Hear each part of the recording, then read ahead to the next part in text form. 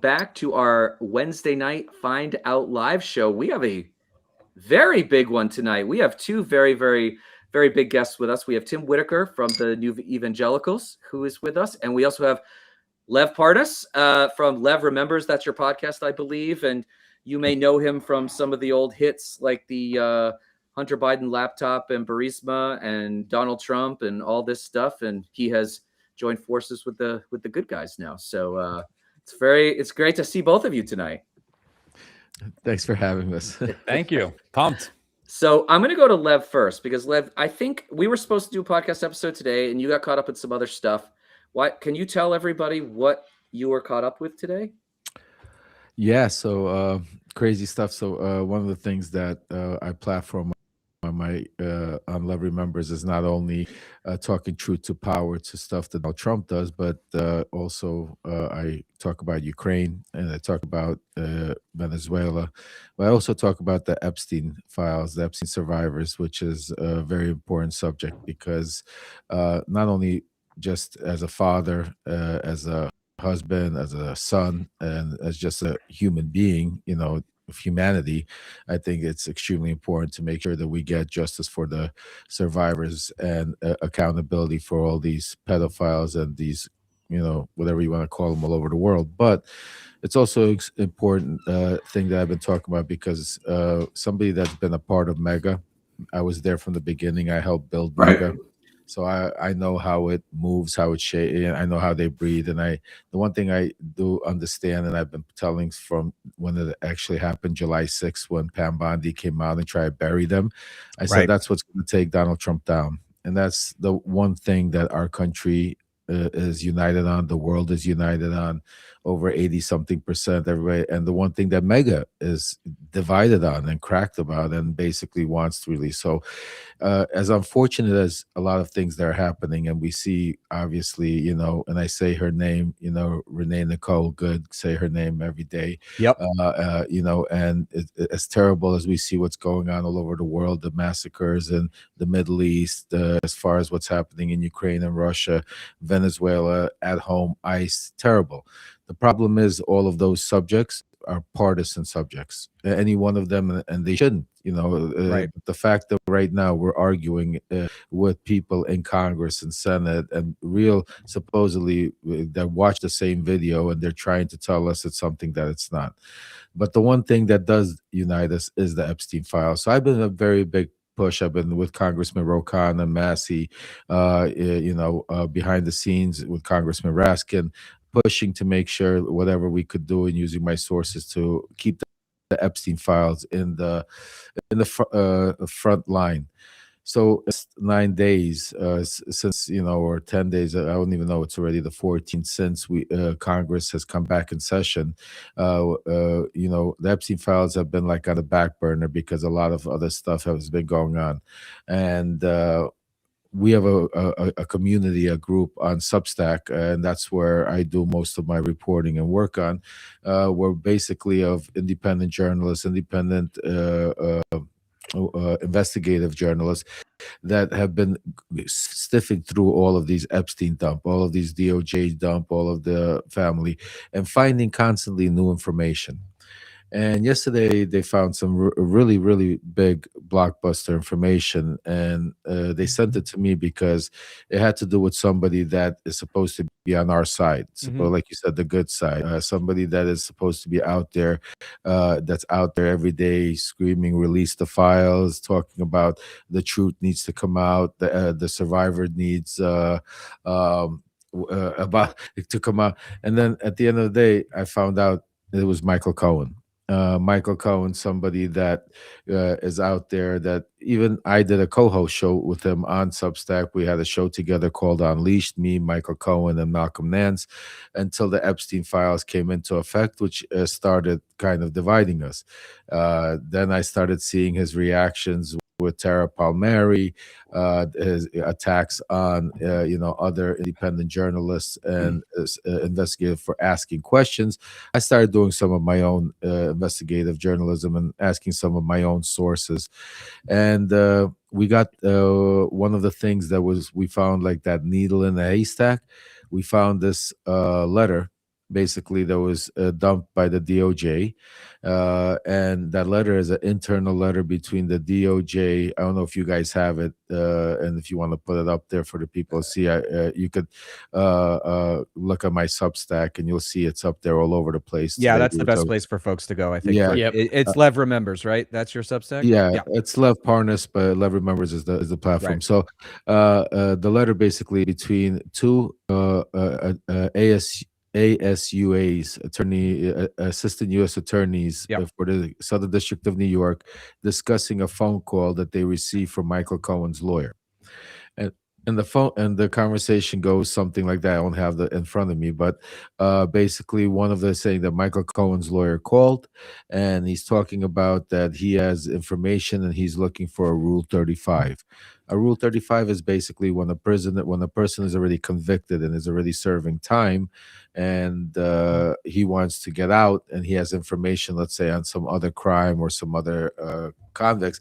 They go out and they tell the government what they have, and if the government's able to have convictions, the government's able to proceed, then they write a letter to the judge to be able to get it out. But there has to be really some serious evidence.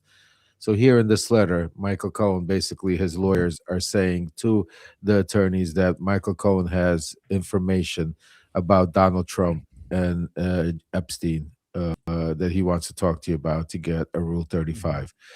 And that's some huge news because, Michael Cohen's out there every day saying he never even heard of Epstein, knows nothing about it, plays the game. And I told him, I said, listen, I'm not here to make friends. I'm not here to cover or play games. This is extremely serious. The survivors need justice, and you need to answer the questions. What were you going to bargain with? What were you going to give them? What information were you planning on giving him? Tell the world.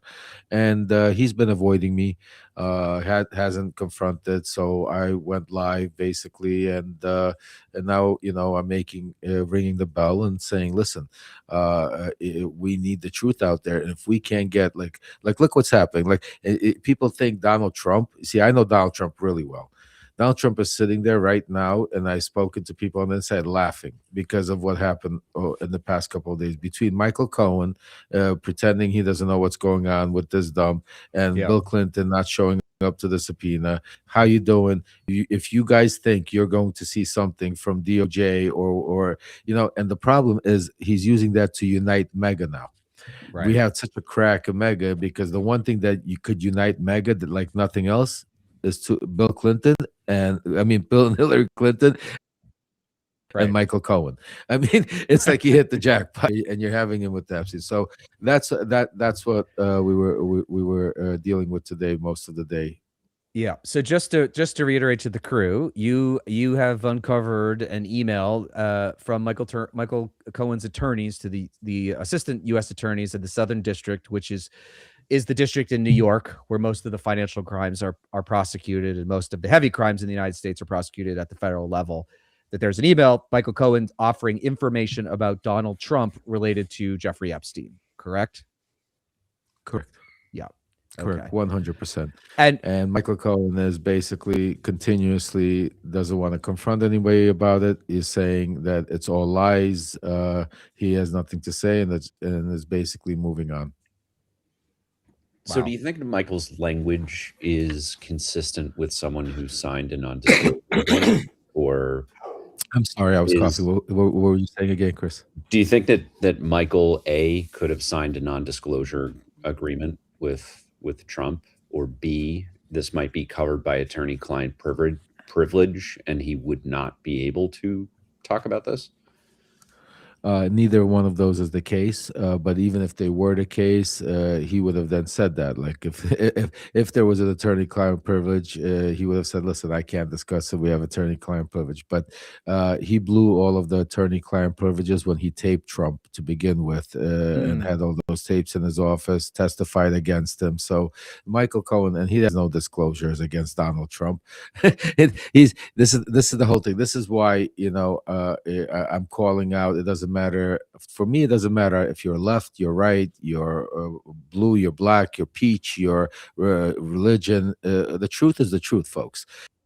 It has, it doesn't matter. It has to be equal to everybody. I mean, it's like when Rudy Giuliani said, "Your truth is not my truth." I mean, really, like we can have Right. different truths. I'll never forget that. The truth is not the truth. So what I'm saying to you guys is this: the bottom line is Michael Cohen. It's one thing if he was sitting there somewhere, nobody knows where he's at, like this guy Acosta, you can't find him, and we're trying to get information, and the guy's trying to keep quiet. That's one thing. It's another thing when you're out there every day preaching that you're out there saving democracy. You're out there, for the survivors. You're out there against Donald Trump. You're out there doing this. You're making a lot of money doing this. I mean, let's understand, you got all these followers that are spending lots of money subscribing to you, doing this, buying your books, rallying behind you, and you go out there and you talk about that there's nobody better than you that knows Donald Trump. And then at the end of the day, as soon as it hits the Epstein files, all of a sudden you don't know anything. I see nothing, I hear nothing. It's like those three monkeys, you know what I mean? And then when you sit there, just think about this. This is what really gets me. I always say to people, be careful what you ask for because you're going to get. So Michael Cohen sits there and screams, demanding, we need to see all the Epstein files. We need to see the Epstein files because we can't assume anything, right? So here we are.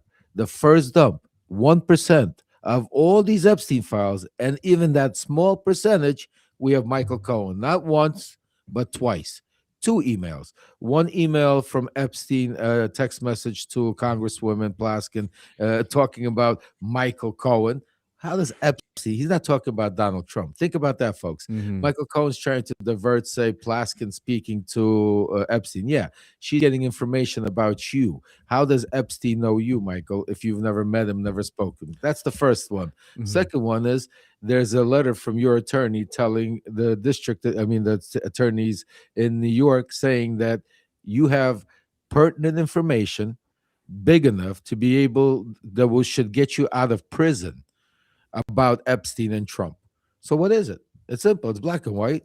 I mean, it shouldn't be that difficult. Right. Well, let me ask you this, Liv. So Trump sort of was doing this before he came back into office about releasing the files. If Michael was, and I believe you that he's in the files, why would he say release the files? Is it just because he didn't think they'd ever come out? Absolutely. Yeah. It's like, that boy, the guy that stands there, doesn't want, but says, hold me back. Right. They're pretending like, don't let me go. If you let me go, that's my Cohen, because he understands that, listen, we sometimes, because time goes by, people forget who people are. Yes, there are redemption stories, and we could talk with that, but Michael Cohen is no redemption story. Michael Cohen today if Donald Trump turned around and went like this, Michael Cohen would be on the other side, taking a bullet for him as long as he got a pardon. And that's what's it called? People just don't pay attention. Why? Because Michael, the media, that bullshit media, excuse me for my French, made him a celebrity and a hero during this Stormy Daniels trial. He was their star witness. There was, so they blew him up to such a degree where people got blinded by it. But if you really take a look and look a little bit into Michael Cohen, for somebody that knows Donald Trump so well, that's been his fixer for 14 years, that done such terrible things by attacking people and doing all kinds of, he has never divulged any other information about Donald Trump except for the one thing is the Stormy Daniels situation. And that's because he's pissed off he went to prison for it. Otherwise, he wouldn't even be talking about that. Tell me one of the things he talks about. Everything else, he talks that Donald Trump, if we talk about that he's having dementia, he says, no, Donald Trump is sharp as a whistle. You talk about Donald Trump, in case he says, the cases aren't good again. I mean, it's like you really need to take a look. But because people have a short memory and they remember that Michael Cohen testified against Donald Trump, people, end up, and, I don't play that game. Yeah.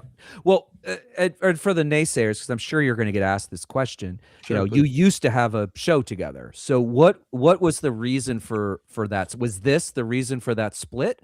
Because I think people would say, well, you're saying all these things, but you were in business with him. What was it wasn't a sorry, you had a show together, but like, yeah, sorry, we didn't have a business together. Yeah. We had a show we would do on Substack together. It was me, him, and Malcolm Nance, and and listen, the beauty of the show is that me and Michael, as we're two insiders, but we didn't agree on everything. Yep. And the show was a spicy. It was called Unleashed, and we would talk about all different subjects until the Epstein files came up. And when the Epstein files came up, he started acting weird. And I know Michael Cohen for 40 years, and I'm like, wait a second, something's wrong. Something doesn't add up. So one day, I'm all of a sudden watching these lives, and I see Michael Cohen doing a live interview with Tara Palmieri. I jumped in to see because they said breaking Epstein files. Mhm. So on this live, all of a sudden Cohen starts, trying to pretend that him and Tara are best friends, and this is gonna be together. Subscribe to us. This whole spiel, and I see Tara turning around saying, "Wait a second, Michael. I have some questions for you." Mhm. And she starts hitting him with questions like, "Oh, what do you know about Katie Johnson? What do you know about this time?" And all the things that I was curious to know also, because this is the stuff that I think he's lying about. And I see him starting to attack Tara, and I'm like, wait a second, what is going Right. on here? So this was somewhere around right before Christmas time. And I stopped basically doing Unleash with him. I had a conversation and told him that, listen, until you go, I'm not going to come defend you on this stuff until you come deal with it. So his Mhm. response to me was, it's going to die down. Don't worry about it. The holidays are over. We'll deal with it. So to be clear, he didn't deny or confirm. He just basically punted. Yeah, Right? just Yeah. basically punted, and Okay. so that got me even more pissed off. So here, then, as this story, I call this. You guys got some special story time with Lev. I usually, Go I for it. usually Keep do going, this. man. I do this on my podcast. We go back story time, but anyway. So now it's Christmas time, or it was like around Christmas time, around New Year's, somewhere around there, and all of a sudden, I find out, and keep in mind, I was at the time. I know the Midas guys. I don't know if you know the Midas guys, Ben and the brothers. I know them. I know them very well. I know them from the beginning. My son Aaron started out with them. I don't know if you guys know my son Aaron Parnas. Yeah. Yeah. Mhm. So they're all in that independent journalist stuff. I don't consider myself independent journalist. I'm an insider. I'm a guy that was on the inside that's telling you shit that nobody knows about, Mhm. that they're reporting on. So finally, me and Michael are having this rift, and all of a sudden I get a call from my sister telling me, "You're never gonna believe this. Michael Cohen just announced that he is doing a special interview with Aaron about the Epstein files." I said, "What?" So I called Ben from the Midas Touch right away, because I know the person that could have set that up was them. Ben was busy, couldn't call me back. I called Michael, he didn't respond. I called my son. My son said, "Listen, Ben called up at the last minute. They asked me to go, and I know my son was covering for the whole situation because he doesn't want controversy." Mhm. So I said, "You know what? Enough of, I have the shirt that says enough is enough." So I basically hung up phone. I said, "You know what? We're going to go live." And I went live. I went, put the phone, I went live on Substack, and I called out Midas Touch. I called out Cohen, and I basically ripped them a new asshole, all of them, and said, "Listen, first of all, you're not going to use my son to whitewash your bullshit." To Cohen, and this is before we found this email. This is even before we found this Yeah. in the stuff. This was just from the accusation, and I went after Ben and the guys because I said, "Listen, you're platforming him. You're out there. You guys are partners. You're doing this. You're not breaking it." I mean, it was a whole thing. Go on my Substack, you could see it was right before New Year's. Ben, give him credit, called me back. Well, first of all, he went live with me right away. Mhm. I said, started listening to the comments, watching what people were saying. Called me up and said, "Lev, I hear you. We are the leaders of independent journalism, and Mhm. we lost our touch. We stopped doing, and you're right. We should be reporting on Ukraine. We should be doing more breaking news stuff."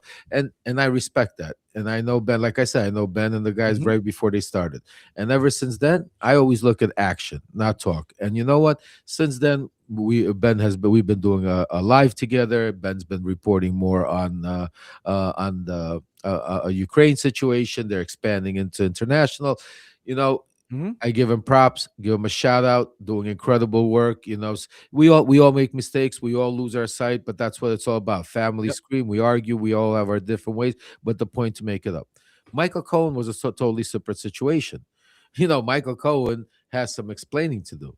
So Michael Cohen, instead of explaining and coming out, he's been continuously denying and continuously playing the game. And then till last night, when we got one of this journalist somehow found in this whole dump millions of letters, found this DOJ letter that says Michael Cohen knows a lot more about Epstein and Trump criminality than he's saying. Yep. And here we are, and it's like now it's time. And I tell everybody, and I called Ben from the Midas guys. I spoke to everybody out there, said, guys, whoever is out there with him now, I just want to make it clear that you are choosing. It's the same thing as being with Epstein, with Trump, or any else. Because if you are going to sit with somebody right now and that black and white, we have proof that this guy has information, then I'm coming after you too. So everybody's fair game, whoever is going to cover up for the Epstein files. Simple as that. Yeah. I mean, and that's great that, Ben listened and heard you. And I know Tara Palmieri, who's a great journalist, people should follow her if they don't already, because she's gone independent. And I think actually right before we got on, I saw her, she was showing part of the email with Michael Cohen in it. So like if you haven't seen it on Lev Substack, go see her. So what do you think is going to happen? Like, I don't want to, because obviously there's legal things about going too much speculation, but like, do we have any idea what this possibly, I mean, I have thoughts that could be very obvious, but like, you know both of these people, the president, and you know Michael. Like, what are we I mean, I assume we're talking about implicating the president in all of this. Oh, absolutely. I mean, look, I think Michael, like I said again, I don't think Michael ever had his real mea culpa. I'm saying to you, I think Michael played the moment, used the advantage. Yes, did he come out and talk about Trump and give information? Yeah, he did. I give him credit for it. But it's not because he had some change of heart. It was because everything Michael tried to do, and I know Michael very well, and I could document every step, just people forget because it's been a while, had to do with saving Michael's ass.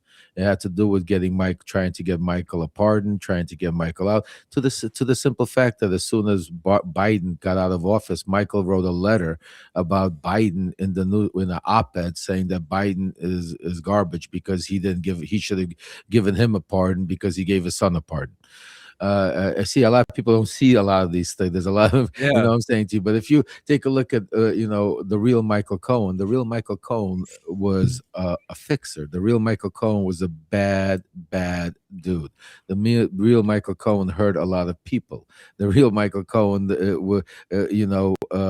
went out there and threatened, did whatever he had to take a bullet for Donald. He's never, ever, came out and talked about all these things. He's only spoke about one thing, and that was the Stormy Daniels situation. And that's what he went to prison for. So, Michael Cohen has a lot of explaining to do. And, I don't care why he's not doing it. I have my thoughts on it. I think, two birds of a feather flock together. I'm saying to you, Michael and him were very close.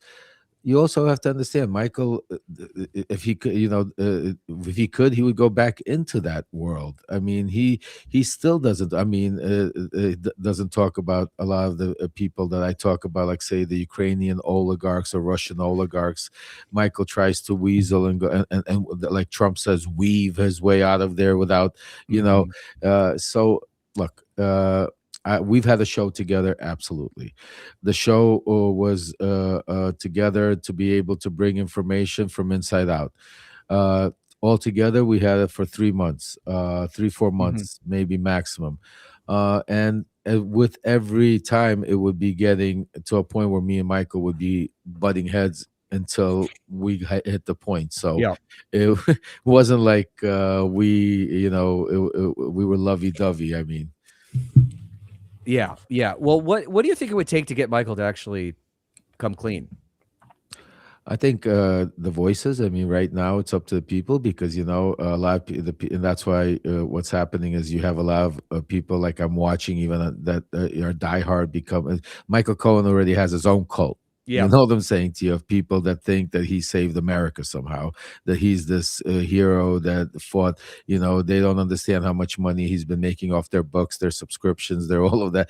It's like and at the end of the day, Michael Cohen did absolutely nothing. I'm saying to you, Mhm. and so. Again, look, was it going to take? I don't know. People, it's like saying, was it going to take Trump? Some people are going to go their grave without doing anything because that's just the type of people they are. And I'm just saying for the people out there that have embraced him and tried to paint, go on there with him on these shows Yep. and pretend that he's a hero, and then because they're thinking they're making money off his subscribers, all of that. Mhm. I'm telling him this: be warned, because you're going down with him, because he is going down unless he comes out and tells the truth, and you're going to go down with him because anybody that's covering up for Epstein, I don't care who you are, I don't care what color you are, I don't care what religion, where you came from, you're going to go do it. I'm going to take you down. That's my mission. You don't like it, come after me. I'm here. Everybody knows where I am. I'm not hiding anywhere. So I had the Epstein lawyer Eric Fandalian. He was amazed, couldn't believe that that the Cohen that he has information that is not giving. I mean, it's ridiculous, Mhm. And this guy's out there every day. Literally today, he went on Joe Walsh. Him and Joe Walsh went today. I mean, I literally, it was you guys had to see them. Michael and Joe did. Oh, you should let me tell I you didn't this. see it. Yeah. Oh, No. you should see it. You guys gotta go watch this on Substack. Everybody, if you really want to see the true Michael Cohen, go watch the Substack. So he goes on with Joe Walsh, and everybody goes on there and starts hitting subscribe. To the subscribers, telling him, "Listen, tell us the truth. Tell us the truth." And I was doing another show with Ellie Leonard and Zev Shalev and others, Dean Hmm. Blundell. We were doing Mhm. another live on the simultaneously, and people started commenting, Lev, Michael Cohen and is talking, saying that these are all lies. I said, oh, really?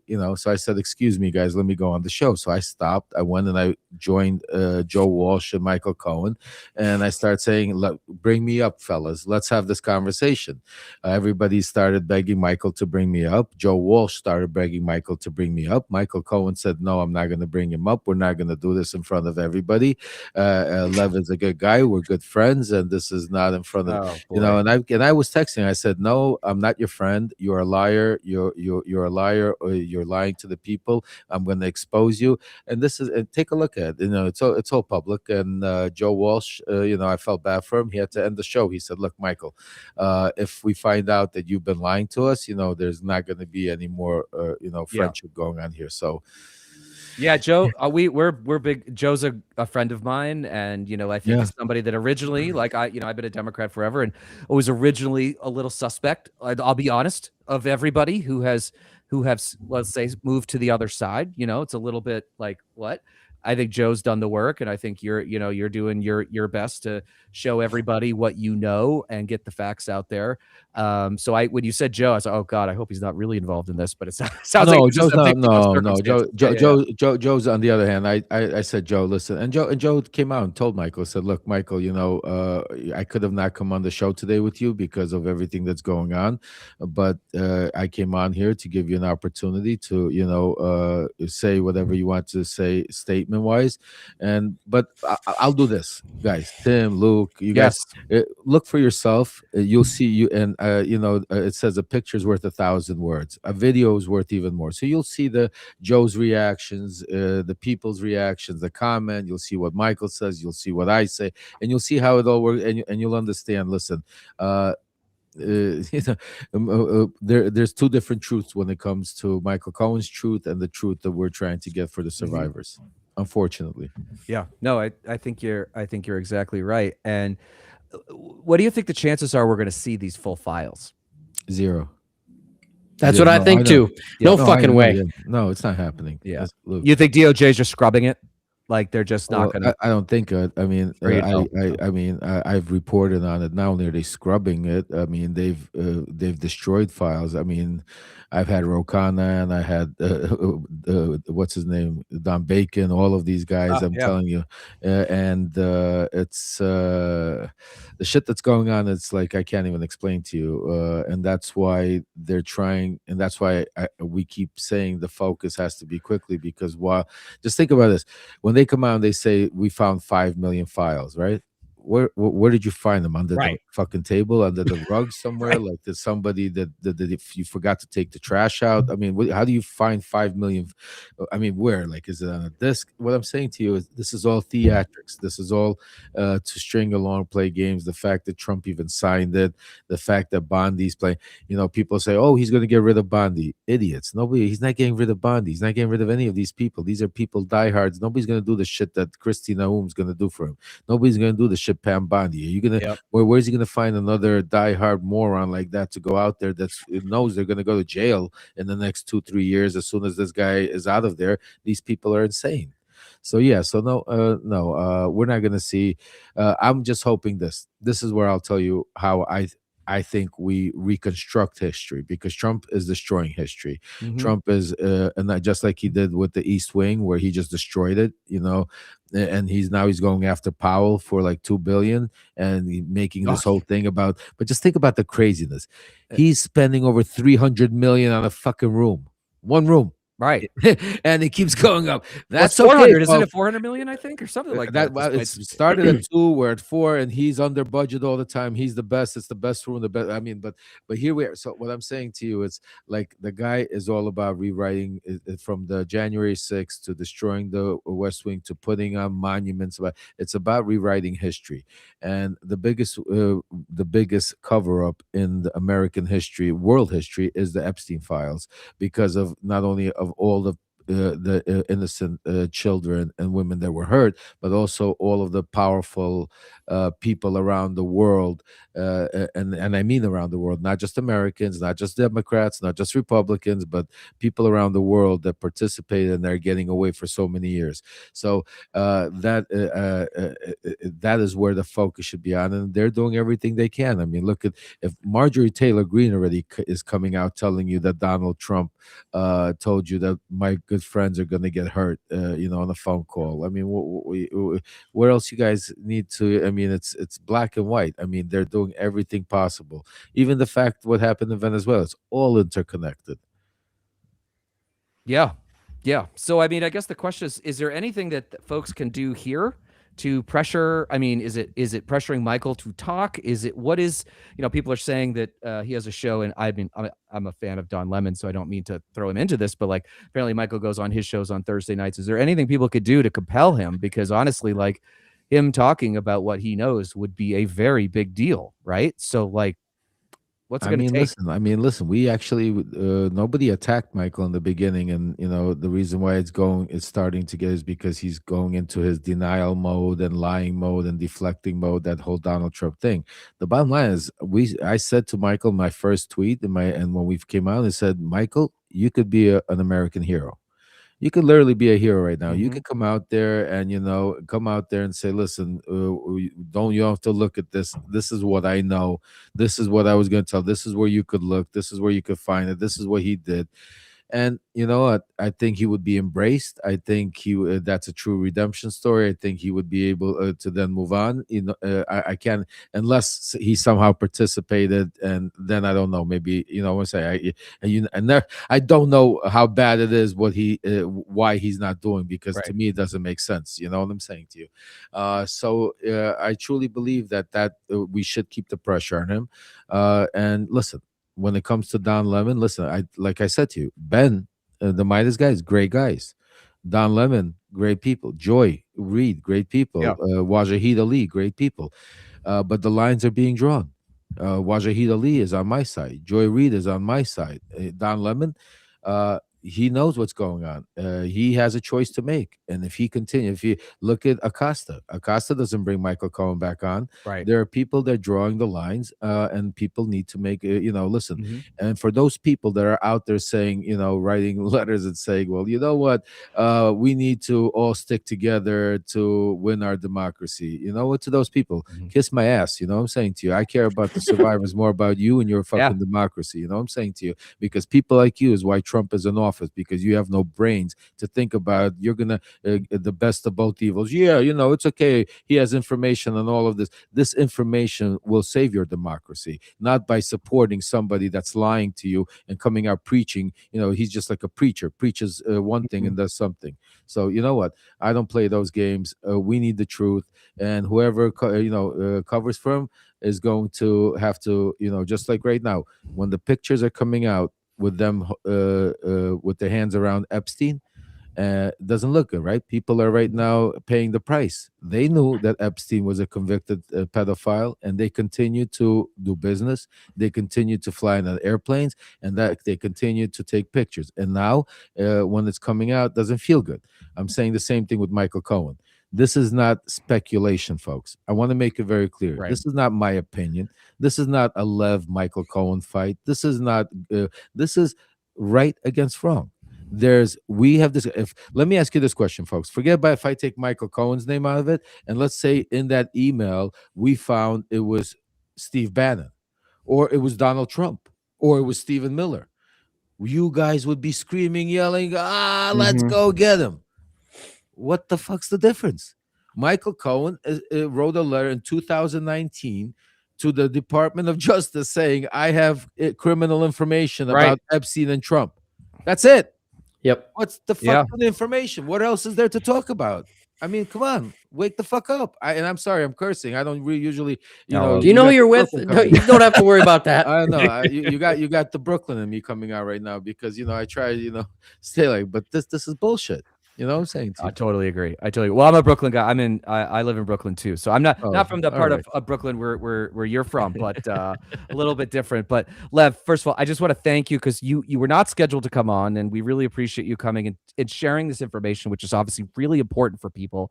And I want to make sure that people go and follow you on Substack at Lev Parnas and your podcast, Lev Remembers, where you're going to get a lot more information. So I think that's what we've got on Epstein tonight. But Lev, thank you very much for joining us. We're gonna go to some other topics now, but we really appreciate you being on. This will be on YouTube afterwards too, so people could check it out. We'll push it out tomorrow. So Lev, thank you very much for joining us. We really appreciate it. Thank you for having me, and and I apologize for earlier in the day, but no worries. We could have a part two. Take a look at my Substack. There's so much Venezuela, other things. We're gonna get you back. Yeah, we're gonna get you back on, my friend. Some stuff. So it's great meeting you. Great. Take care, Chris. We'll talk to you soon. Also. Take care, Tim, Luke. Right. Take care, guys. All righty. Thank you. Well, all right. Okay. Well, that was a lot of Epstein. That was a lot of Epstein. I think Michael Cohen has a lot to answer for. But I want to shift a little bit, and I want to bring. we had. That was one email. Yeah. Holy fuck. That was one email. Yeah. Old people, man. Damn. Ladies and gentlemen, he's not that much older than I am, but I know, that's why I said it. God damn you, Luke. Well, I want to an hour later introduce the guest that we were originally going to have on with us tonight, Tim Whitaker from Evangelicals. And you told me my mind's a little mush right now at the moment. He's thinking about Epstein. Tim, everyone should go follow you at Tim Whitaker Speaks. Yeah, so I founded the New Evangelicals. It's run by an executive director now. I do content for them, but my own brand, so to speak, is Tim Whitaker Speaks. Mm-hmm. Hell yeah.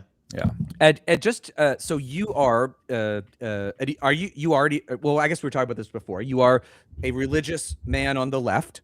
I'm a Jesus follower. A Jesus follower. You are with three heathens here. Oh boy. Yep. But actually, there's a logical next question for you off of that, which is, why are all of the right-wing evangelicals, why do they not give a shit Why are about- they gigantic shitbags? No. Well, we're gonna break it. We're gonna chop it up. We're gonna I chop love it a it. little bit.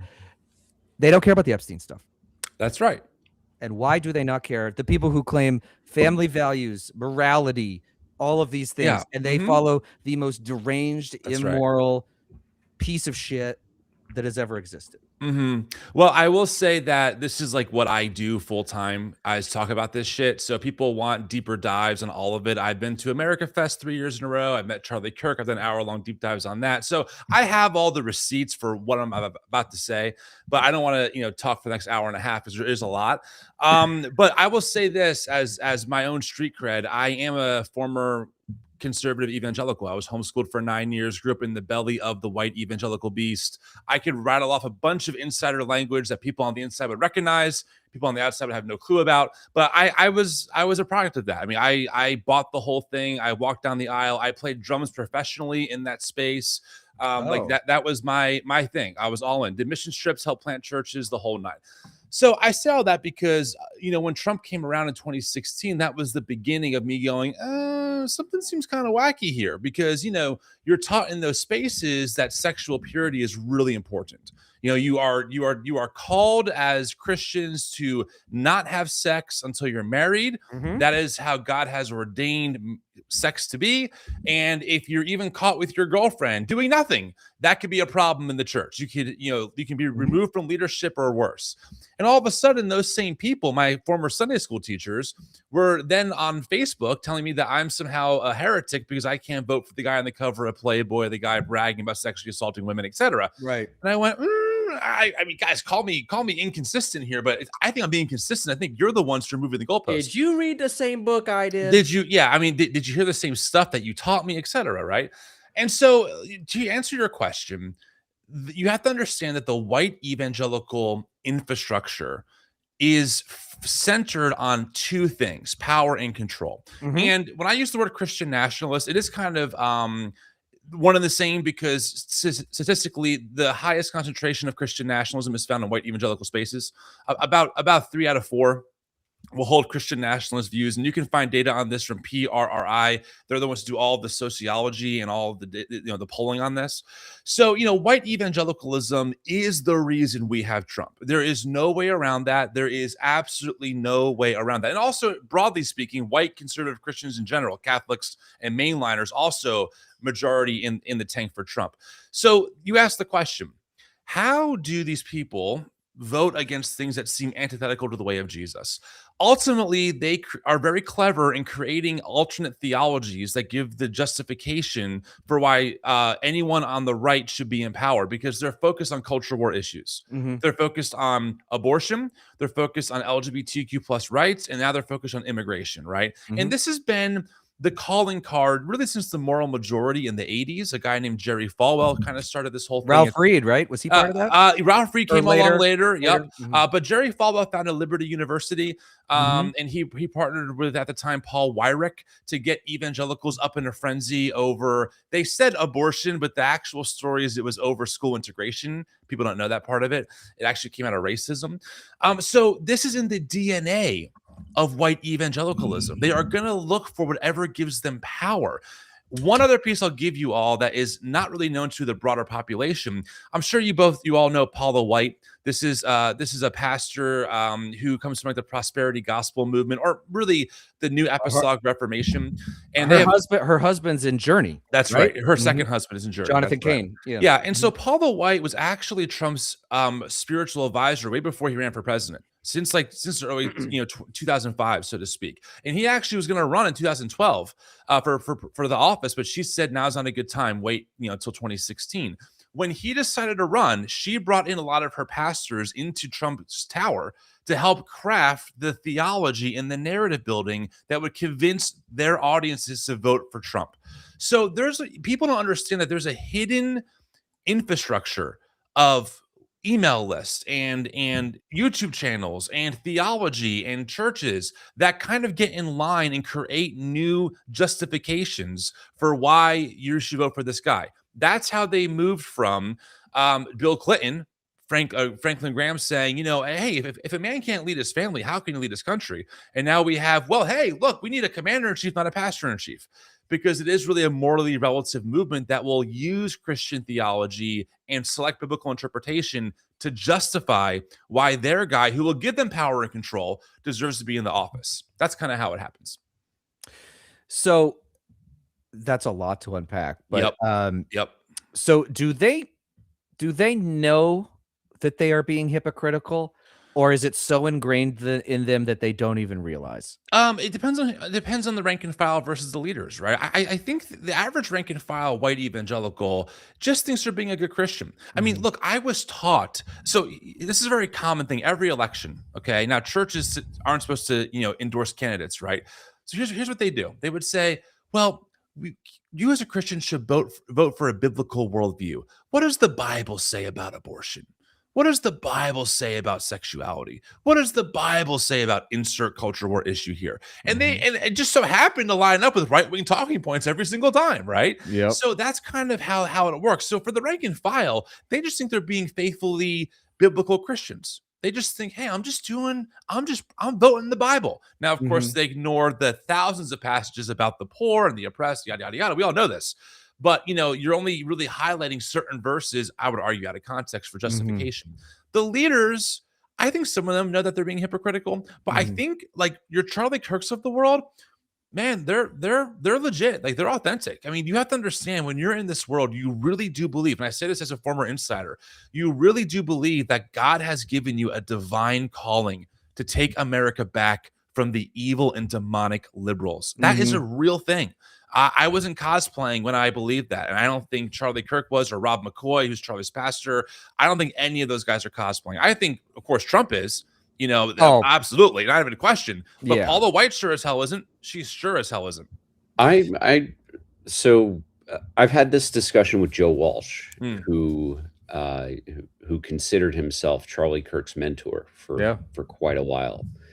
And his impression, as someone who knew him very well, is that Charlie was bullshit, that he was embracing this because the evangelical shift was later in his political career. Much more like what was the term I'm looking libertarian, much more early on. Yeah. So Joe Walsh's view on this, again, he describes himself as Charlie Kirk's former mentor. He sees Charlie Kirk as someone who embraced in evangelicalism because he recognized the profit, and B, the power that he could tap into. I mean, it's like an oil well. Like he knew where to fucking drill, and he did, and things went really well for him when he did that. So the story, as I understand it, is that COVID is what really turned Turning Point USA big time, because Rob McCoy, who was Charlie's pastor, really got in his ear about, hey, you should really take your faith more seriously. So this is the story that I've understood. I don't like you said, Joe calls it bullshit. It definitely could be, but the narrative building is that Rob McCoy, who's Charlie Kirk's former pastor, he actually spoke at Charlie Kirk's funeral, really got in his ear about COVID and when the churches were quote unquote being shut down. And that's when Turning Point really got more into that far right game. And also when they started Turning Point USA Faith, they have a whole faith arm that is reaching out to white evangelical churches and other traditions to try and build this ecumenical, broad force. It's a very interesting situation there. But yeah, I mean, it definitely could be the case. I don't think I think Rob was sincere for sure, but maybe Charlie was an opportunist and saw, hey, there is money here. I mean, white evangelicalism, $1 billion war chest. Oh, billions. Catherine Stewart's book, God, Money, and Lies, is a well-documented deep dive on this shit. Well-funded, well-oiled machine. Not even a question. So what? The thing I think that confuses, I'm a lapsed Catholic, and I had sort of a similar epiphany when I was in high school, because I was always a liberal guy for the most. I mean, I grew up in a small town in Maine, so as liberal as you could be in the 90s in a place like that, which is lovely. It's just fairly isolated. And, I started going to Sunday school, and I started hearing things that didn't really jive with reality. And I happen to be pro-choice, and I have been my entire life, and some of it was that, some of it was the sex abuse scandal stuff, and I was like, what am I doing here? Like, what am I doing here? And so, like, why can some of us, you included, because you are a different denomination than I was, how come we got out, but most don't?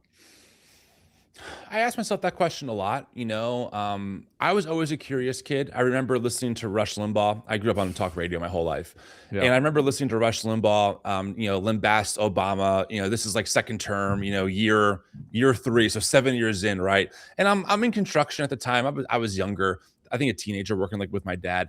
I remember thinking to myself, gee, for all this talk about how Obama's destroying America, we're still here. Like, I have to be missing something. Like, I remember when Glenn Beck literally cried on the radio. It was like, we're not going to have an America in 3 years from now with this radical Marxist. I'm like, okay, like, Glenn, we're all still here, bro, right?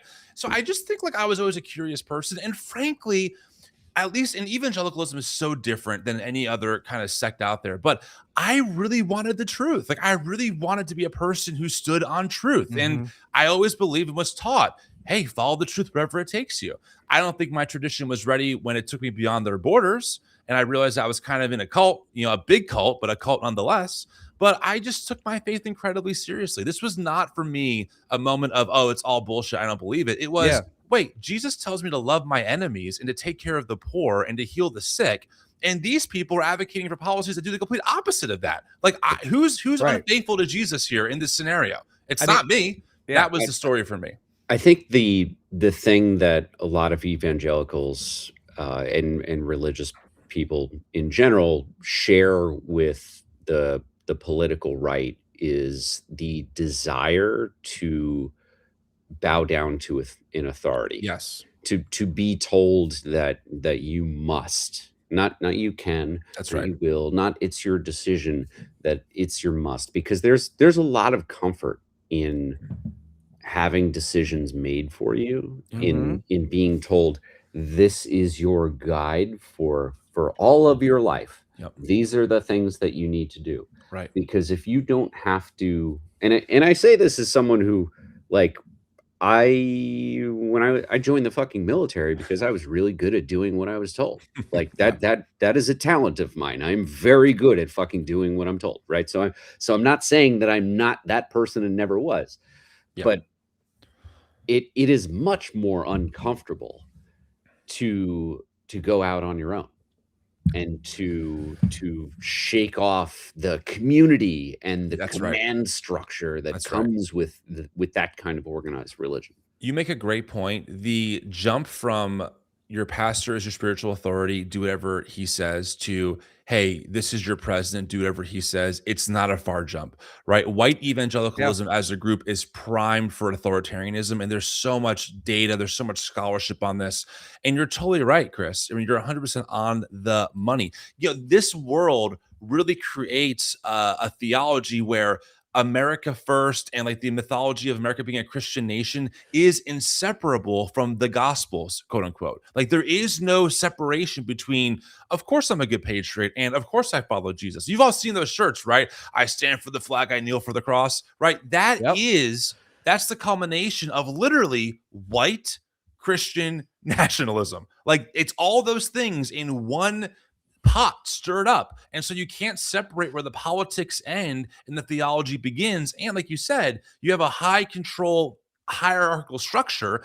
And in charismatic spaces in particular, God is speaking to these leaders who's speaking over you. So to go against your leaders, to go against God, which is what Paula White literally said. She literally said to go against Trump is to go against God. There's an actual clip of her saying that. That's how it works. So there's someone put a comment in here, which I actually see quite a bit of, and like, it still confuses me, even with everything you've said, which makes sense to me. Is there's this woman, Bleeds Green 86, says, I get, and I'm going to quote this because I'm not saying these words. I get called a bitch, a cunt, and the R word by people with Bible quotes in their bios. Like, how does, like, I understand, like, what you're saying as far as like, if Trump is basically Christ on earth and I have to follow him and all that, but how does that jive with this like foul? Because I get it too. Like, when I see someone writing, this is anecdotal, right? I don't have any like scientific proof, but like a lot of times I will see, it's not John 3:16. I'm thinking of like sports, but like, they hold that side, but like, there's some sort of Bible verse in there, or they have the cross, the red, the purplish Yep. like and white cross thing. Yep. How do they, like, in treating people so terribly, regardless of what you think of the Bible, there's nothing in there. I mean, I guess there is stoning people, but like, I guess There that's is. it. Is that maybe that's the hook? But like, how do, like, what is that?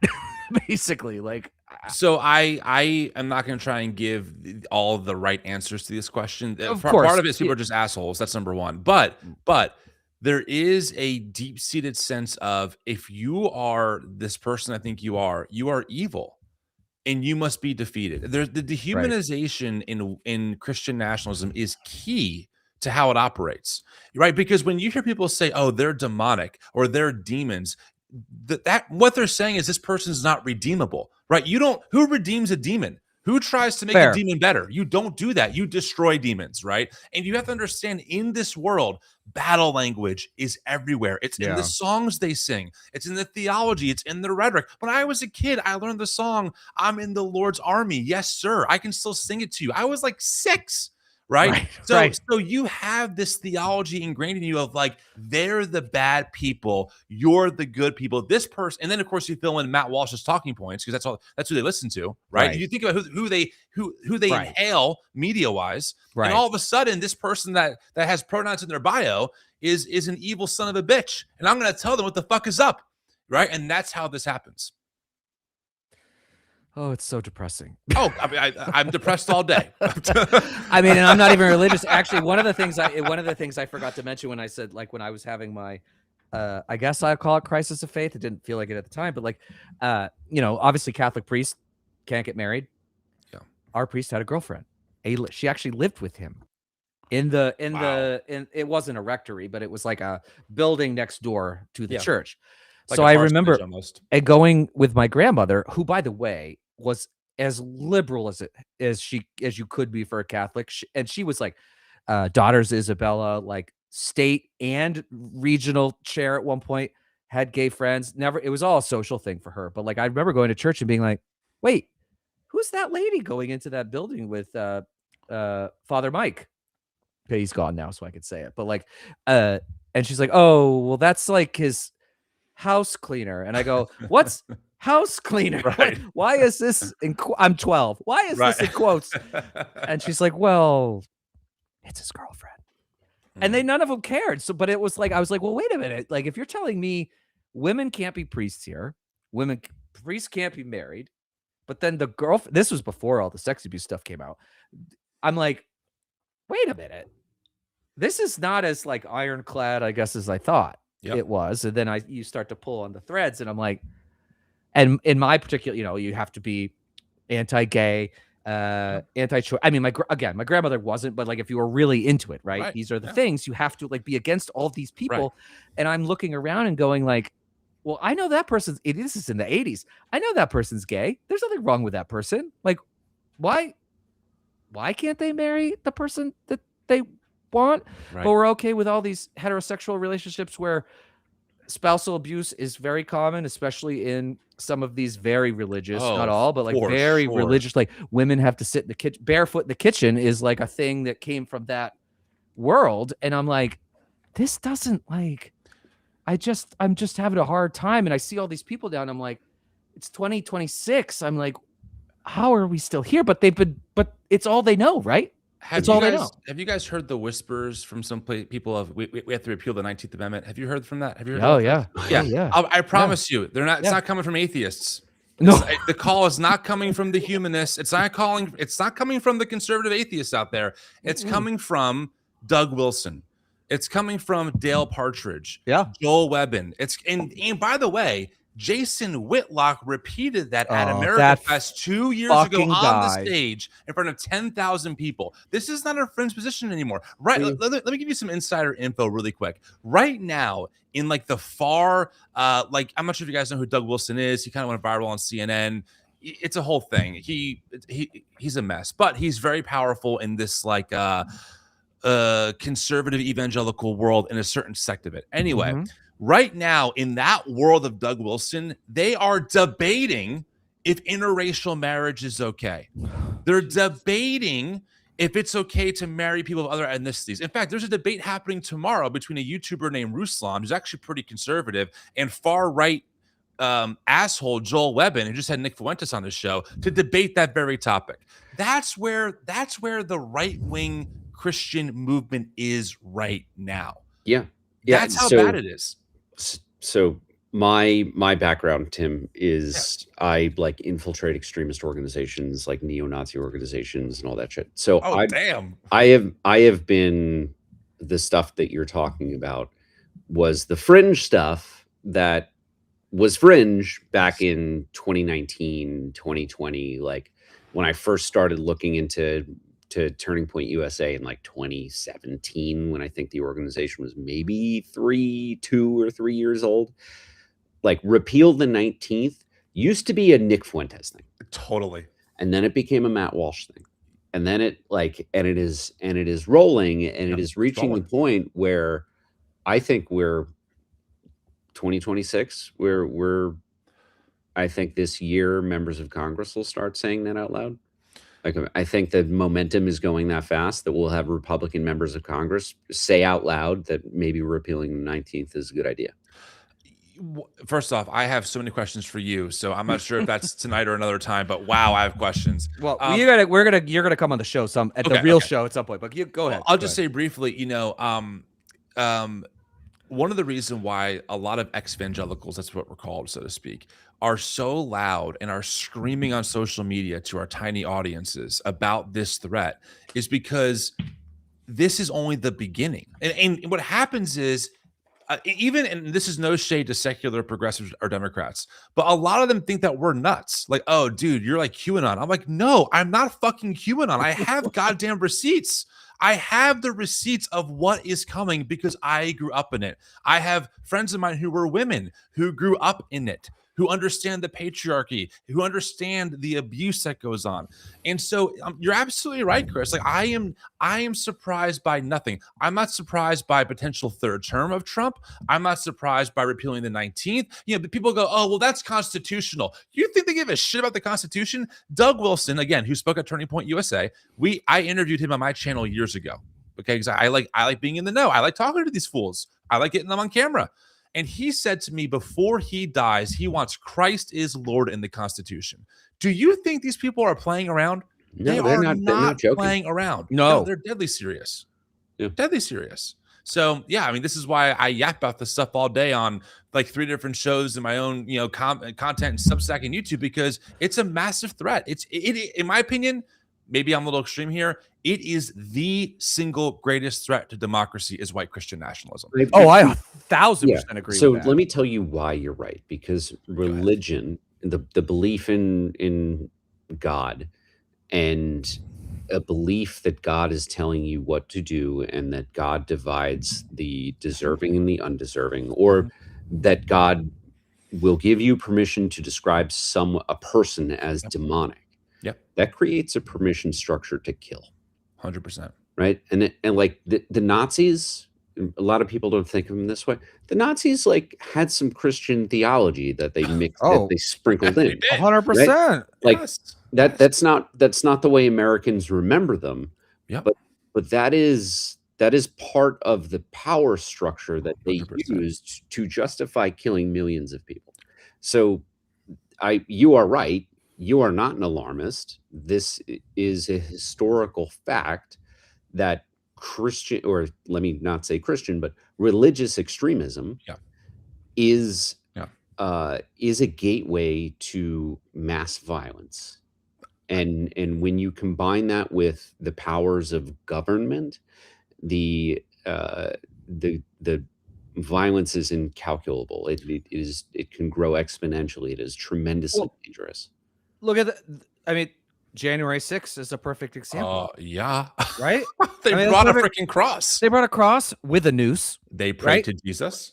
Right next to it, basically. Yeah. Like it is insane. And they it's just Chris, you're totally right. And look, I think all three of us here are aware enough, right, that you can use religion for a tool of liberation or a tool of oppression, right? Yes. Martin Luther King Jr. is using the Christian tradition for liberation. There's a deep social justice orientation in American history of Christians doing that kind of work. Obviously, that's the thing. But, you know, as a former insider, now progressive Christian, like, my God, we have to sound the alarm because the average American just does not know what they're dealing with. Trump is just the fruit of the newest iteration of white Christian supremacy. Yeah. I mean, he's just a symptom. Forever. He's a symptom. Forever. Yeah, exactly. Would you mind? I won't take up too much more time. Can I just read one small quote from Doug Wilson? Your audience needs to know that this man speaks at Turning Point USA events. Yes. That this man was on Tucker Carlson's show. This is a real quote from his book called Southern Slavery as It Was. He wrote this with the white supremacists at the time. And this is from his blog. This is his excerpt from the book. This is word for word. Slavery as it existed in the South was not an adversarial relationship with pervasive racial animosity. Because of its predominantly patriarchal character, it was a relationship based upon mutual affection and confidence. There has never been a multiracial society which has existed with such mutual intimacy and harmony in the history of the world. The credit for this must go to the predominance of Christianity. The gospel enabled men who were distinct in nearly every way to live and work together, to be friends and often intimates. This happened to such an extent that moderns indoctrinated on civil rights propaganda would be thunderstruck to know the half of it. Slave life was to the slave a life of plenty, of simple pleasures, of food, clothes, and good medical care. In spite of the evils contained in the system, we cannot overlook the benefits of slavery for both blacks and whites. Slavery produced in the South a genuine affection between the races that we believe we can say has never existed in any nation before the war or since. See, I wish that someone got on television and started reading that aloud when it was being discussed how Ron DeSantis was making sure that we were both siding slavery, because that is what it sounds like. That is what is being taught in fucking Florida right now. Now, can I blow your minds one more time? Here's the connection. Do you know? So Doug Wilson runs a denomination of churches. Do you know who attends Doug Wilson's denomination of churches and is discipled by Doug Wilson? Is it JD Vance? No, it's worse. It's Pete Hegseth. Pete Hegseth attends a church. His name is Brooks Potiker. They just planted a church in DC so Pete can go. Okay. Pete attends a church that this guy oversees. Pete loves Doug Wilson. In fact, when Doug Wilson went on CNN to talk about how, we should repeal the 19th, Pete retweeted this. And this is my frustration. I'll stop ranting on your podcast. Thank you for having me, by the way. No, this is great. I Keep watched going. Pete Hegseth's confirmation hearing. Not one goddamn politician asked him about his connection to Doug Wilson, the man who wrote this, the man who literally is a slavery apologist. Because they don't see it. They don't see the religious extremism that is animating the people inside of this administration. Well, how are the Democrats not even seeing this? It's so fucking obvious. It's just like, also, he has a white supremacist tattoo. He has Crusader iconography tattoo. Yes. I am frustrated to no fucking end, because during all these confirmation hearings, like the senators were prepared by staff who've been glued to C-SPAN, CNN, and MSNBC, and that's it. And they're not getting fucking any, like, there's an entire field of intelligence analysts who've been putting fucking Jan 6ers in jail, or were putting Jan 6ers in jail for 4 fucking years. Like, we know everything about all of these motherfuckers. I have been to the QAnon conferences where Mike Flynn and Kash Patel are on stage with a maniac speaking in fucking tongues. That's right. Next to a former fucking lieutenant colonel from the army. Yes, that's He's right. telling people to buy fucking ammunition to prepare for the Civil War. Yes. This is all on video. I know, It's not man. hidden. Like, yes, I recorded love but it. it exists on fucking Rumble. Yeah. Like, if they played any of those videos during the fucking confirmation hearings, there is no way. There is no, as crazy as the Republican conference is, there's no fucking way when you have somebody speaking in tongues, which most people who are religious in this country still think is heretical. Yeah, You that's see right. someone speaking in tongues standing next to fucking Kash Patel as that motherfucker is about to become the lead law enforcement officer of the United States. Like, I don't know, man. I feel like Ted Cruz would be like, Yeah. I I'm don't not know. really sure. Yeah. No, You know, you're like completely right. this shit went too far for all of them, and not, all these fucking Democratic senators were just like, let me get my 5-second Twitter clip, thinking But you know it's why? 2016 again. You know why? Yeah, And I'm you're going to right. promote the shit out of all three of us because no one is paying. Well, it's changing, but this is why we exist. This is why Tim's stuff exists. This is why the final stuff exists. This is why On Offense exists. Yeah. Because I hate to do like mainstream media, but like it's true. They It's don't true. talk about any of this. They're terrified to talk about religion because they're afraid of alienating That's so right. many people. Because the evangelicals will go, I'm not touching any of your shit anymore. That's And right. so then advertisers get pissed off. Well, guess what? Well, like we don't care because we don't have any advertisers, so whatever. Who gives a shit? Right. But like but this is why this stuff is so important. This is why we've all like dedicated so much time because it doesn't go out anyways. And like otherwise it just doesn't. And like look, like the left thing went very long and that was but like he's talking about real shit. Like and like Tara, because she's independent now, she's talking about it. But like and then CBS today is out saying, well, the ICE agent suffered internal bleeding. What the fuck? And I'm like, what the fuck are you talking about? We all saw him walk away. We all saw it. He walked away. He said, that fucking bitch. Right. That Right. fucking bitch. Yep. Like, I'm sorry, but like, if you're internally bleeding, and I know, like, at beginning, like, you might not know, but like, he's walking around, he gets in the fucking No, car, and he if leaves. he's internally bleeding, that's because of alcoholism. Like that He is didn't get hit. He might have gotten Seriously. bumped. Her wheels turned as far, not even 90, like it just turned as far as you could possibly go.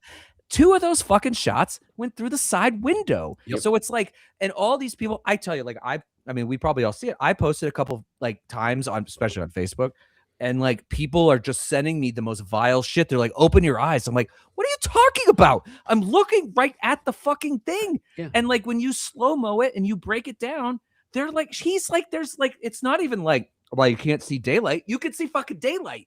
And he's still fucking, he's got a phone in one hand and a gun in the other, and he's shooting her in the face. And it's like, and all these people you're talking about, like, they don't care. This guy They spent a don't lot of care. time in the military. I don't know. I don't know if he deployed. I don't know if he deployed, what his deployments were like. But as someone who spent a year in fucking Iraq, where any car could be a fucking car bomb, you know how many people I shot in the face? Zero. I didn't shoot anybody in the face. Because you don't do that. It's not fucking necessary. Well, he Like, also, I mean, you're more of an I mean, I'm not an expert, but like what I have heard is like you also don't jump in front of a fucking car. Right. Like he walked in front of it. Mhm. You know, And okay, it wasn't a super adversarial. Like they show her the last thing, she's smiling. Now she doesn't love that guy's there. That's very clear. But she's like, she said like, I'm not mad at you, or I'm not like, there was some I'm statement. not mad at you, bro. Not Yeah, mad at you, bro. Mhm. 3 seconds later, she's dead. This is, and again, Chris, you probably can speak to this more than I could, but this is what happens when you have, let's see, almost 4 decades of right-wing media from Rush Limbaugh all the way up, indoctrinating millions of people to not believe what's right in front of them, right? Because these people they're the epistemology for these folks. Ali Stuckey, if you know who she is out there saying what you just said. Well, you know, if she wasn't there, well, he was just trying to save himself. It's just propaganda, right? But it works because you hear it for years. Look, if you're Over and over and over again. and don't forget, Jonathan Ross is, according to his dad, a good conservative Christian man. Shocker alert. Like, oh, I was blown away when I heard that. But think about that, right? When you're in this world, you're taught, dude, I was taught not to believe evolution, to believe that, that the earth was created in 7 literal days. You're just taught to distrust everyone except for the people that you're told to trust. Right. So you don't believe the video in front of you. You don't believe what the scientists say about vaccines. You believe what the pundit says. You believe, what's that stupid kid who did the stupid Somali daycare bullshit fraud? Oh, Nick Shirley. You believe some 23-year-old YouTuber, right? Who literally is knocking on daycare doors and being like, well, they won't let me in, so I guess it must be closed. Because you're just taught to believe this shit. Right. Instead of being like, why is a 23-year-old guy trying to get into a daycare, which any daycare of any fucking, like, anything would say, get out of here. I have a 7-month-old who's been going to daycare for 3 months. If I saw someone with a camera crew, oh my God, banging on the fucking door when I got there, yeah, I would probably I don't know that I'd go to jail. I think the cops would let me go. Right. I would. Right. I don't know, but like- Chris. I've seen you mad. I don't know. I'm. You've never seen me violent. I'm No. To be clear, no. I'm very careful. I would be, but I would be. I think I would be violent But- if somebody was trying to get into my son's like school. Yeah, but I'm not kidding. I really do think, like, I just picked on my daughter. You know, what time is it? 5 hours ago. Just picked up my daughter 5 hours ago. If I walked up, you know, it's getting to the end of the fucking day, like going to see my fucking baby, and there's some fucking punk kid standing there banging on the fucking door, shouting questions at the terrified fucking staff behind the door who's spent all day taking care of my kid, I'm not going to ask questions. Like, No, Right. I'm No, going to you'd be start justified. removing people from the fucking building. hell yeah. Isn't Nick the same guy that went to Ukraine and was like showing videos like there's no war here, and he was like 150 miles from the front? Yeah. And what was the word that he couldn't? There was now I'm fucking it up. Like I didn't mean to. Belelevant Jesus fuck, billionaires. now I'm gonna screw it up. But if you go look at anything where he talks, he's a fucking idiot. What else? Yeah. And they all are like, oh look, he's the new Charlie Kirk. I'm like, good luck, guys. Yeah. If this is what you you think. Anti-intellectualism is part and parcel of the evangelical experiment. So it of course is going to overlap into right-wing media, right? Right. It's baked into the pie. Right. It's crazy to believe. It's wild to watch Elon Musk retweet this nonsense, but Oh my he God. does, and there's real consequences. I mean, that's the worst part. Yeah, as a Christian, what's the greatest commandment? Love God and love your neighbor. And these Christians are killing their neighbors. These Christians are destroying their neighbors' lives. These Christians are scapegoating their neighbors, right? Yep. It is completely antichrist how they're behaving, but unfortunately, there is a Christian stream throughout Christian history that is built on power and control, and we're living through another iteration of that today. One of the things, because we talked to Hope Walls on Monday, Tim Wall's daughter, and was for a 25-year-old for what her whole life got completely turned upside down a year and a half ago, and already was like she doesn't remember life without her dad being in Congress or a governor.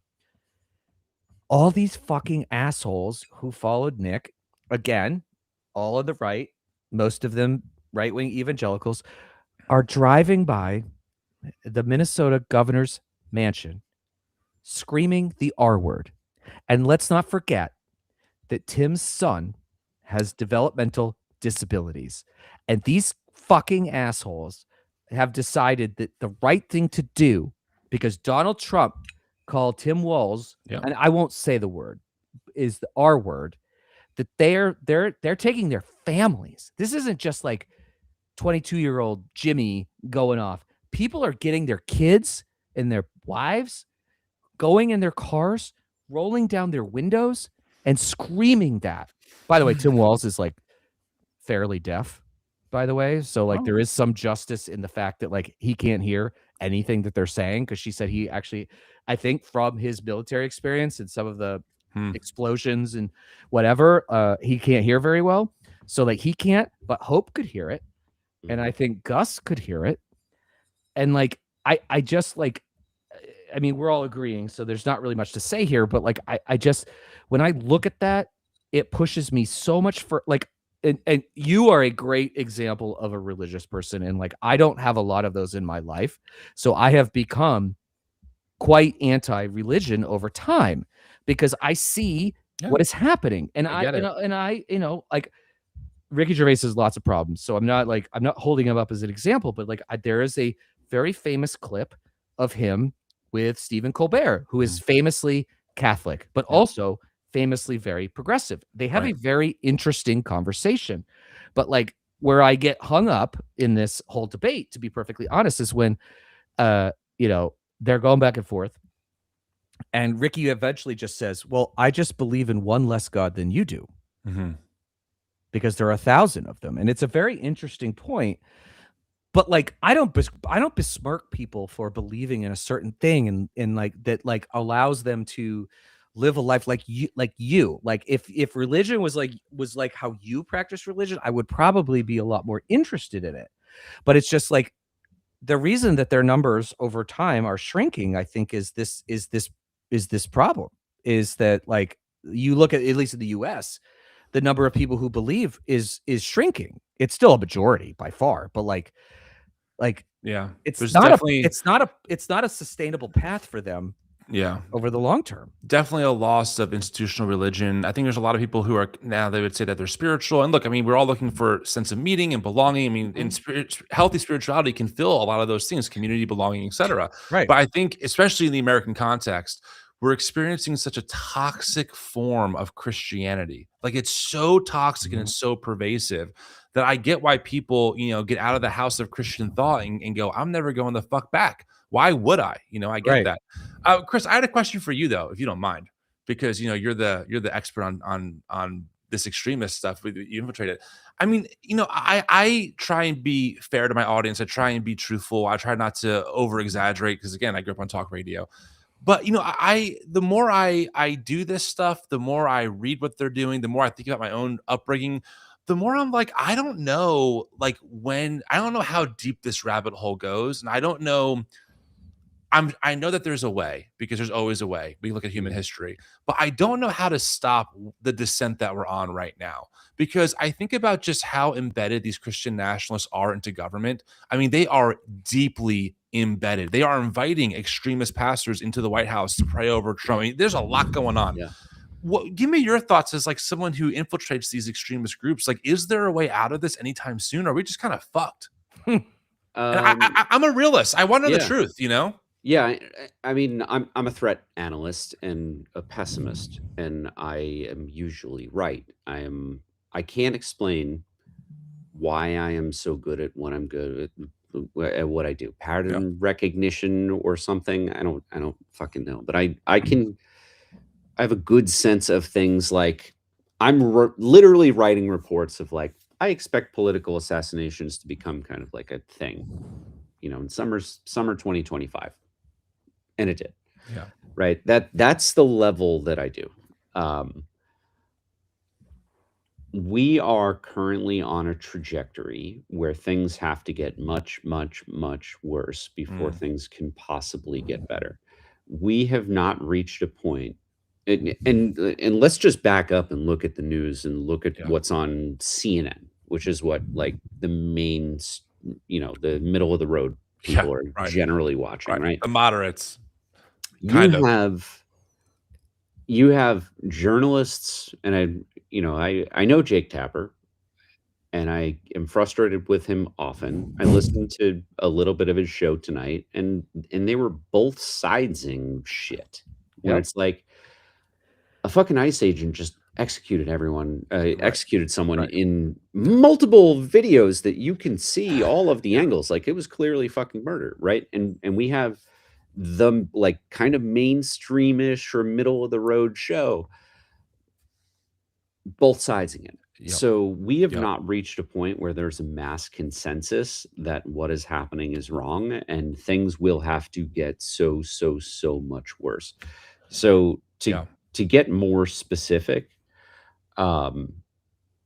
we are going to have to see something like a National Guard unit. Now, the federal courts have interfered with the deployments. So this is a little funky right now, but the deployment of a southern red state, like an Alabama or a Texas, to a blue state, and you have a young soldier or two let loose into a crowd, like a Kent State. Right, this is not unrealistic. Right. This happened in American history. Yes, not that long ago. We're going to need a Kent State, but it has to be caught on camera, and it has to be caught from multiple fucking angles. Because if it just happens, that's not enough anymore. Totally. Well, no, Kent State wouldn't have been a thing without that photo of the woman sitting over the bodies, basically wailing. Yeah, because her friends were murdered. And then there's a Crosby, Stills and Nash song, or Crosby, Stills, Nash and Young song. But that's the thing we keep talking about, and we talked on the show today.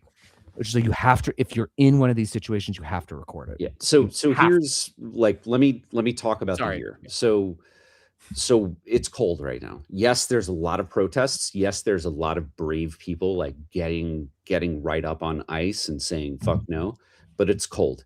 This is not the protest season. Protest season doesn't start until May. Right. Last year, or because of Gaza, it started in April. Mhm. Like protest season started a little earlier. So this year, we will start to see mass mobilizations probably in April. It's weather dependent. So if we have like a cold front sitting on top of the United States, it's not going to happen in April. These are the way these things work. By the time that we get to July, shit is going to be really fucking hot.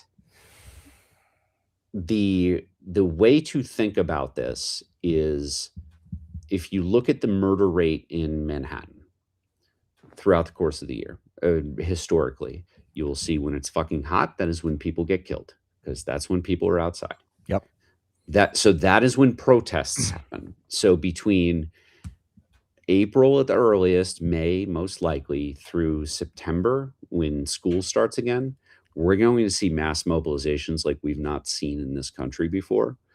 And we are going to see ICE being used as a much more direct and explicit police force that is not interested in immigration at all. It is just going out against protesters. So this summer, that is going to be the big conflict that we see. We will see deaths. We will see Americans getting shot, and it will require some really, really heinous shit that has to be on video.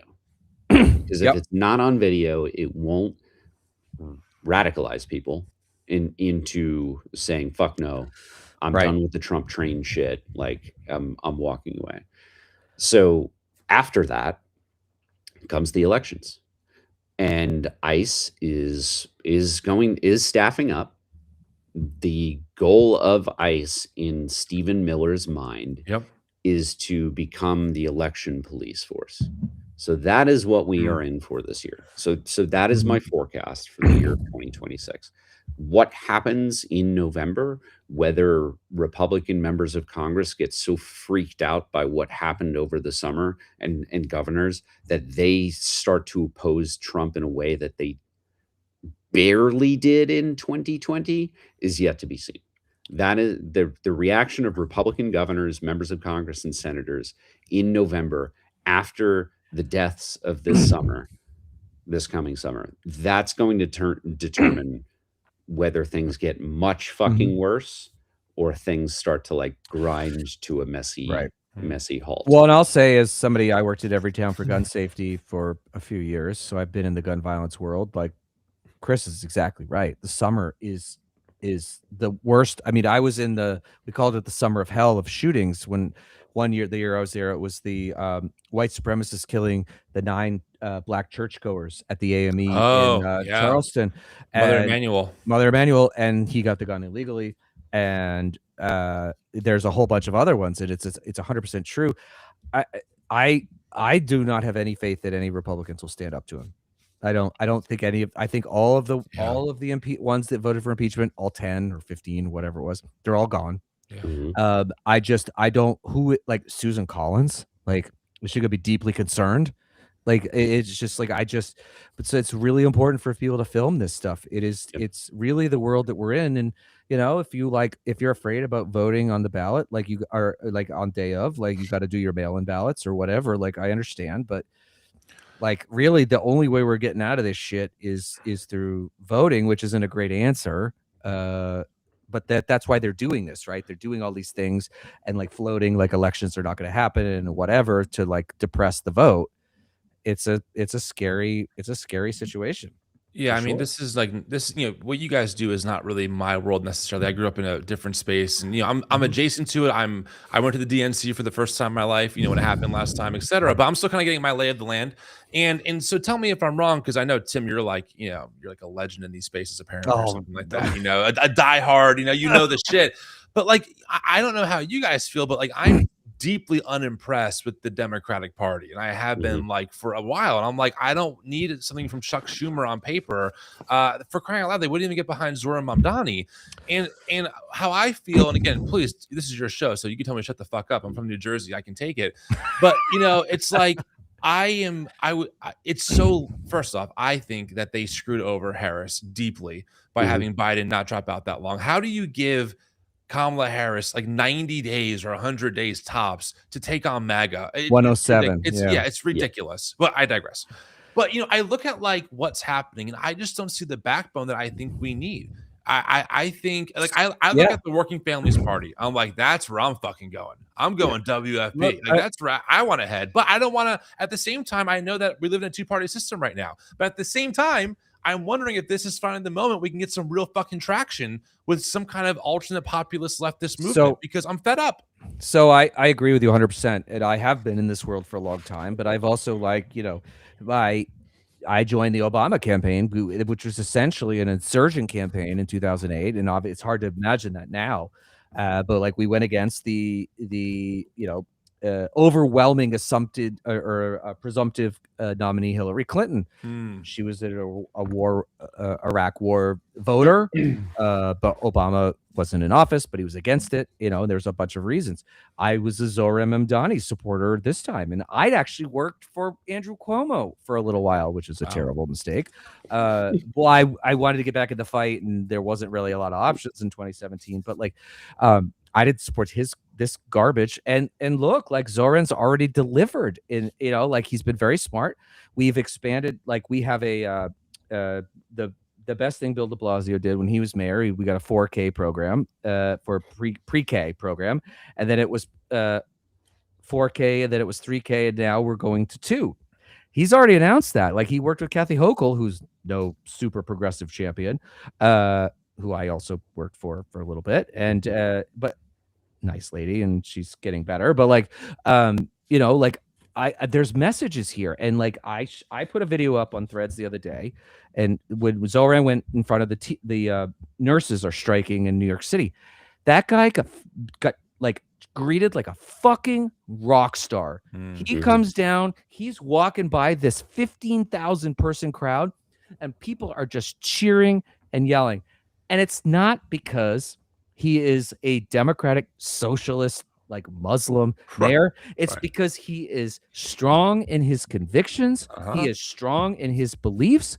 And when he gave his inaugural address, he didn't do the stupid pivot to the center bullshit. He said he actually like said something very controversial, and which was like, we are getting rid of the rugged individuality, which is a bullshit thing that's not real anyways, for collectivism. And you know what? Like, Marxism alert, Marxism alert. and then the Marxism turns into, if you have a 2-year-old, you get free daycare. Exactly. And actually in the other thing he did, which is a very uniquely New York thing, but like he's like, I'm going to open more public restrooms because businesses get harassed and there's all this shit. It's $4 million. Like, in a multi-billion-dollar budget, it's not a big deal. And the reason I bring that up is the other person who has gotten a lot of kudos lately is Gavin Newsom, who is no democratic socialist at all. And he actually came on our show and was a great episode. But like, because he's standing up to Trump.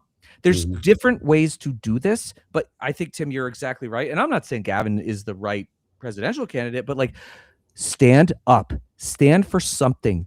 Be authentic and just fight. Like, so I have to drop because I'm past my bedtime. Yeah, same. You're actually way past your bedtime. But yeah, I got kids, man. I'll be up early tomorrow.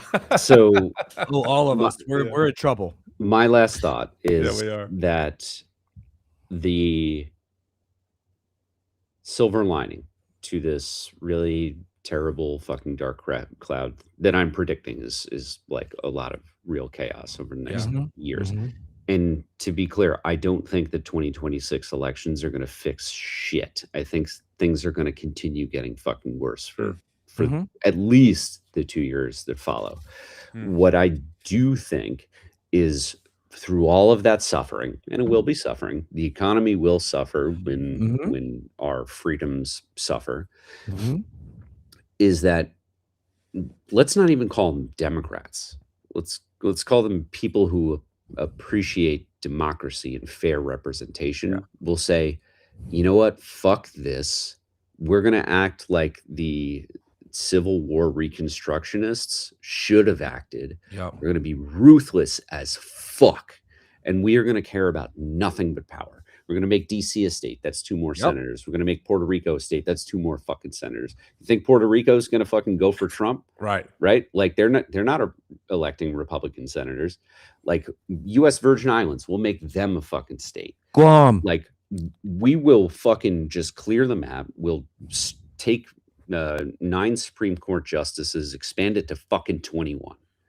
We'll make it so there's never another Republican control, right? And the way that we do that is we get rid of the filibuster. We get rid of the filibuster. We can do whatever the fuck we want. We don't need, a Susan Collins or a Lisa Murkowski to be reasonable. We will no longer have to be worried about the Joe Manchins or the Kristen Sinema types. We will just say, we've got 50 and we've got the vice president. That's enough. Oh, now we have fucking 110 senators and we have a massive fucking majority. Like that is the way that we're going to agree. We're going to have to create new circuits because what do we have? 13 circuits? 9 circuits? I was not homeschooled. Don't ask enough. me. We do not have enough circuit courts.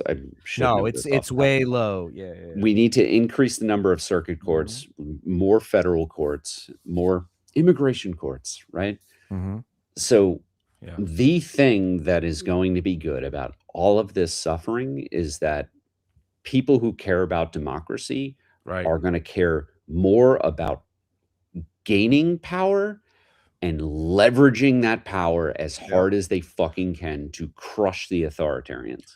I hate to talk like that because I don't like to sound like an extremist, but you're totally right. I mean, there's no other way out of this. We have to get people who we can trust with power to do the right thing, right, and then to relinquish that power when it's time for the sake of democracy, right? Because you're right. These authoritarians, they will not give a damn inch. That was one of my critiques with Gavin having Kirk on his show. He didn't challenge Kirk. I hated I was that. like, dude, you're playing footsies with fascists. That's my opinion. But no, anyway, you're right. You're right. No. right. First of all, you're right. And we were critical of him on the show because I listened to 20 minutes. I had to turn it off because it was just a love fest. And I'm like, but Kirk's lying. He's lying. He's lying. I know we got to go. I got to go too. But last thought, Kirk sent out an email after that interview saying, "Patriot, I made Newsom concede on every major point." We moved into. I'm not kidding. Because and he's not wrong. He's not wrong. And same thing with Cenk from the Young Turks. I was in the audience when he went to Turning Point and again tried to shake hands. I'm like, you don't shake hands with Christian nationalists. They think that you're evil. They want Muslims. They think that these people think that Muslims are the biggest threat to America right now. They're that delusional. All right, I'm done talking. It's 10:30 at night. Well, anyways, guys, we are all going to pay for this tomorrow. We are. We're in it together. I just got the evil eye. So you're ready. So go. Tim, Chris, thank you. Everybody, this was the longest one we've ever done. So and we went the whole gamut of shit tonight. So Tim, we're going to have you on the show because we really need to get you on the pod. But thank you guys. Thank you everyone for listening. If you haven't subscribed, please do it. And we have an episode tomorrow. Our episode tomorrow. Now I'm sort of like, I don't know. We've covered so much ground tonight. But anyways, check out the podcast tomorrow. And we'll be back next week.